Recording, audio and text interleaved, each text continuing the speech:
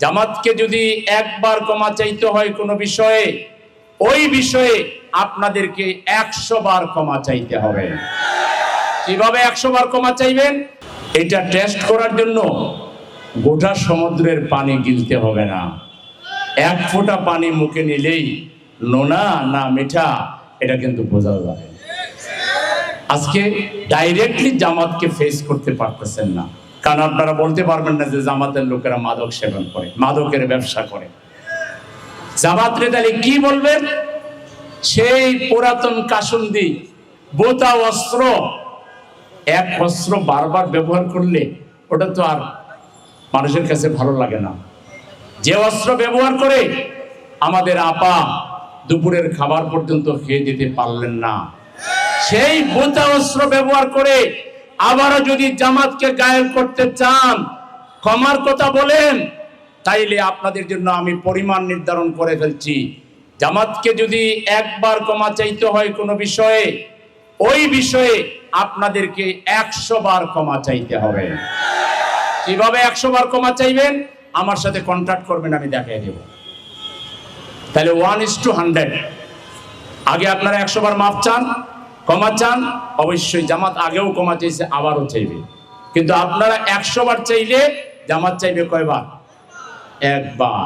আপনাদের পাপের বোঝা, আপনাদের প্রতারণার রাজনীতি, আপনাদের ধোঁকাবাজির রাজনীতি, জাতির সাথে গাদ্দারি, জাতিকে কথা দিয়ে এই বাংলাদেশের ইতিহাসে প্রথম শিশু থেকে বৃদ্ধ পর্যন্ত, আবাল বৃদ্ধ বনিতা, দল ধর্ম জাতি বর্ণ নির্বিশেষে একটা ঐক্য আমরা করেছিলাম, জুলাইয়ের ঐক্য।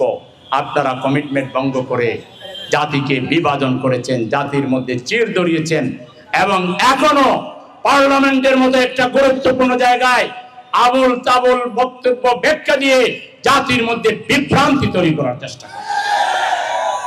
আপনারা হাসিনা নাই বলে তার জায়গায় আপনারা নিবেন, এই পথে যাইয়েন না। হাসিনার বয়ান আপনারা নিয়েন না, এটা মরণের রাস্তা, ধ্বংসের রাস্তা। যাদের দোয়া দাওয়া পাওয়ার জন্য এটা করছেন, তারা হাসিনাকে বাঁচাইতে পারে না, আপনাদেরকেও পারবে না।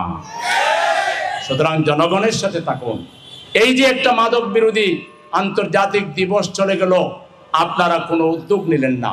শত শত মিডিয়া, তাদেরকে বলতেন কোড়পত্র বের করো, মিডিয়ায় টক শো হইতো, বলে দিতেন শুধু মাদকের উপরে টক শো, বিশেষজ্ঞ নিয়ে আসতেন, আলেম নিয়ে আসতেন, যুব নেতা ছাত্র নেতাদেরকে নিয়ে যেতেন। এই যে আমাদের এখানে ভালো ভালো যুব নেতারা আছে, চমৎকার করে গাইডলাইন দিত, এই দেশের উপকার হইত, জাতি উপকার পেত, চরিত্রবান নাগরিক তৈরি হইত। আপনারা তা না করে শিক্ষা ব্যবস্থায় একদম বাগডুম গোড়াডুম পড়াইতেছেন। আমরা দাবি জানাচ্ছি 2টা বছরের জন্য অন টেস্ট 6666 আয়াতের মধ্যে মাত্র 500 খানা আয়াত। কোন 500 খানা শিখাইবেন আমাদেরকে বলবেন, মাত্র একদিন লাগবে, আমরা ঠিক করে দিব। এই 500 আয়াতের তেলাওয়াত সহি করে শিখান, তর্জমা শিখান, এটার শিক্ষা এবং ব্যাখ্যা শিখান। প্লেতে যে কয়টা, 2টা আয়াত, নার্সারিতে 3টা আয়াত, 1-এ যাইয়া 4টা আয়াত, 2-তে যাইয়া 5টা আয়াত, এরকম 500 আয়াত মাস্টার্স পর্যন্ত বার করে করে দোয়া দরুদ, রব্বির হামহুমা কামা রব্বায়ানি সগীরা, রব্বি জিদনি ইলমা, বিসমিল্লাহি তাওয়াক্কালতু আলাল্লাহ, লা হাওলা ওয়ালা, মাথায় কিছু তাদের মধ্যে নৈতিকতার বীজ বপন করে দেন। একটা ছেলে মেয়েও মা বাবাকে ছেড়ে কোনো বন্ধুর পাল্লায় পড়বে না। কিন্তু আপনারা তো ওই যে একটা প্রবাদ আছে, হায়রে কপাল মন্দ চুপ থাকিতে, আপনাদের সামনে সব পরিষ্কার, কিন্তু আপনারা করবেন না কেন? তাইলে আপনারা এতিম নেতৃত্বে পরিণত হবেন, আপনাদের পিছনে কোনো কর্মী খুঁজে পাওয়া যাবে না। মাতার লোক বাড়লে, মদ্যপ লোক বাড়লেই তো টাকা দিয়ে তার ভোটটা নিতে পারবেন। মদ্যপ লোক বাড়লেই তো ওকে আপনি আকাম কুকাম দুর্নীতি ঘোষ এগুলো বাজারজাত করাইতে পারবেন। এজন্য ভালো মানুষ হোক, এটা তো আপনারা চাইবেন না। ভালো মানুষের কারখানা জামাতকে বিতর্কিত করার চেষ্টা হাসিনা কম করে নাই, তার গরুরা কম করে নাই। এই প্রজেক্ট নিয়ে যদি আপনারা নামেন, এমন আপনারা এতিম হবেন, রাজনৈতিক এতিম, লোকমুখের মানুষের সামনেও যেতে পারবেন না। দেশের প্রেসিডেন্ট বানাইছেন কারে? প্রধানমন্ত্রী বানাইছেন কারে? যারা কথা বলতেছেন, যিনি পার্লামেন্টে বললেন মাপ চাওয়ার কথা, লোকেরা ফেসবুকে লিখতেছে আপনার বাপের ব্যাপারে, তাইলে আপনি একটু কথা বলেন। তো এগুলো কেন করেন যেগুলো নিজের উপরে এসে পড়ে? এজন্য আমরা বলবো না, আসুন ভাই, বিভেদ নয়, আমরা পিছনে আর যেতে চাই না। আমি মাননীয় প্রধানমন্ত্রীকে ধন্যবাদ দিতে চাই। পার্লামেন্টে বাজেট বক্তৃতায় তিনি বলেছেন যে মানুষ চাচ্ছে আমরা সামনের দিকে যাই, কিন্তু আমরা পার্লামেন্টে পিছনের আলোচনা করতেছি। বারবার 50 বছর পিছনে না গিয়ে 50 বছর পর বাংলাদেশ কিভাবে চলবে এটা নিয়ে সরকারি দল বিরোধী দল ডায়ালগ করেন, আলোচনা করেন, এবং ভালো ভালো আলোচনার মাধ্যমে আমাদের দেশটাকে সামনে এগিয়ে নিয়ে যাওয়ার ক্ষেত্রে এগিয়ে আসুন।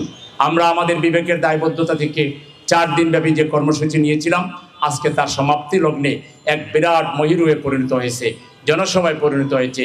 আমি উত্তরাবাসীকে স্যালুট জানাই মাদকের বিরুদ্ধে।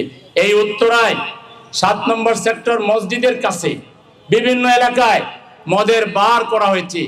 আমি মেট্রোপলিটন পুলিশ কমিশনার সাহেবকে বলবো, পরিস্থিতি উদ্বেগজনক হওয়ার আগে, পরিস্থিতি টেনশন মুখর হওয়ার আগে এই উত্তরা থেকে সব মদের বারকে আপনি উড্ড করে নিয়ে যাবেন, এবং লাইসেন্সবিহীন যত মদের বার আছে এগুলোকে আপনাকে উড্ড করতে হবে।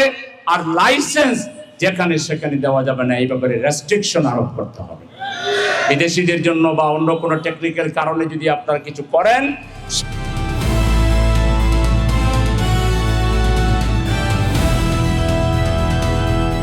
দিনাজপুর টিভি, মানুষের জীবনের কথা বলে।